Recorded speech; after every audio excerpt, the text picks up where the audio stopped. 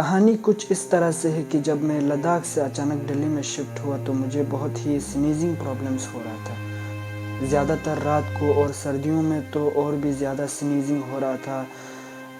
Respiratory problems, breathing problems हो रहा था। डॉक्टर्स ने बोला कि जिस इलाके से तुम आए हो वहाँ पर वातावरण बहुत ही क्लीन है, तो दिल्ली में अचानक से पोल्यूशन के साथ एक्सपोज करने की वजह से तुम एलर्जिक सिम्टम्स शो कर रहे हो। फिर एक दिन जब मैं टहलने निकला तो मुझे एक फ्रॉग मिला जिसके पास फिज़िकल डिफॉर्मिटीज़ की वजह से उसने अपना लेफ़्ट आई खोया था। फिर बाद में पता चला कि दिल्ली यूनिवर्सिटी में एक रिसर्चर प्रोफेसर रूबिन सोयश ने उन पर रिसर्च करते हुए बताया है कि दिल्ली में पोल्यूशन की वजह से ये फ्रॉग्स एनोप्थेल्मिक डिजीज़ का शिकार हो रहे हैं। टीके रॉय एक इकोलॉजिस्ट, वो ये कहता है कि ओखला बर्ड सेंचुरी में अब माइग्रेटरी बर्ड्स की संख्या बहुत ही कम हो रहे हैं। सर्दियों में ये बहुत ही देर से दिल्ली में विज़िट कर रहे हैं और बहुत ही पहले ये उन वेटलैंड्स को छोड़ के वापस जा रहे हैं। क्लाइमेट चेंज की वजह से अर्थ पर बहुत सारे स्पीशीज़ को लाइफ थ्रेटनिंग प्रॉब्लम्स का सामना करना पड़ रहे हैं।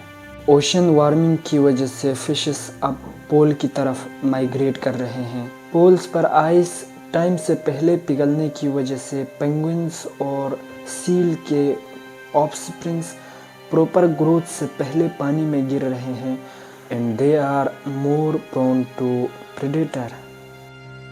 यूएन इन्वायरमेंटल प्रोग्राम का ये कहना है कि अगर इस तरह से ओशन वार्मिंग होते गए तो सेंचुरीज़ के एंड तक सारे कोरल्स का ब्लीचिंग हो जाएंगे। ओशन ने 1955 से लेकर 2020 तक 345 zeta joules of energy atmosphere से एब्जॉर्ब किया है। इन सब को देख के मुझे लगा कि सिर्फ मैं ही नहीं हूँ क्लाइमेट चेंज की वजह से इम्पैक्ट होने वाला। मेरे जैसे बाकी बहुत सारे ऐसे स्पीशीज़ हैं जिनकी कोई गलती भी नहीं है, लेकिन उनको भी बहुत सारे लाइफ थ्रेटनिंग प्रॉब्लम्स का सामना करना पड़ रहे हैं और वो सब मेरी वजह से ही है। जब मैं लास्ट टाइम गांव जाके ग्लेशियर्स में थोड़ा एक्सप्लोर किया तो मुझे रियलाइज़ हुआ कि ग्लेशियर्स अब हाई रेट में मेल्ट होते हुए अब पहाड़ की चोटी पर थोड़े थोड़े बचे हुए हैं। जब मैं बहुत छोटा था तब मुझे याद है कि गर्मियों के टाइम गांव में कुछ जगह ऐसे थे कि जहां से स्प्रिंग वाटर अंडरग्राउंड से निकल आते थे, लेकिन अब सिर्फ निशानियां हैं और पानी बंद हो गए। गांव में कुछ लोग कहते हैं कि 20-25 साल में हमारा बरत उस वक्त हमने देखा 6-7 फुट बरत आता था। 10-15 साल हो गया बिल्कुल बरत कम है। हमारे पहाड़ों और हमारे गाँवों में बिल्कुल खुश्क होने का इनकम हो गया, क्योंकि किस वजह से बरत कम आने की वजह से। हम जो ग्लेशियर था पक्का चीज में देखो, ऊपर देखो, उस वक्त हम छोटे वक्त हम खुद पैदल जाना था तब उसको मैंने देखा हमारे जो वहाँ ग्लेशियर को अभी कम से कम सड़क से आधा किलोमीटर दूर हो गया, बिल्कुल खत्म हो गया।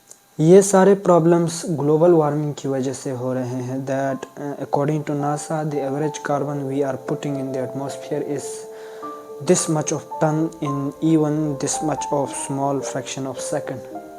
हमें ये तो मालूम है कि ओशन, लैंड और forest as a carbon sink का काम करता है। हर रोज़ एक छोटा सा फॉरेस्ट में घूमने जाता था, वहाँ पर कई सारे ग्राउंड नेस्टिंग बर्ड्स भी रहते थे।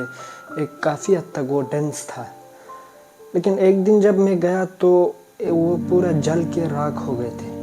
और ऐसे बहुत सारे फॉरेस्ट फायर्स हमारे देश में रिपोर्ट किए गए हैं। फॉरेस्ट एटमॉस्फेयर से कार्बन को एब्जॉर्ब करने के बजाय उल्टा एटमॉस्फेयर में कार्बन दे रहे हैं। हमें खुद को एक इंटेलिजेंट स्पीशीज़ के साथ साथ एक रिस्पॉन्सिबल स्पीशीज़ भी मानना चाहिए, क्योंकि सस्टेनेबल डेवलपमेंट तभी आएगा जब हम खुद को रिस्पॉन्सिबल मानें। अगर हम एक कार खरीदे तो हमें ये रिस्पॉन्सिबल मानना चाहिए कि this much of trees I have to plant in this much of time, क्योंकि जो नेचुरल वाइल्ड है उनमें हाई कार्बन एब्जॉर्बिंग कैपेसिटीज़ होते हैं।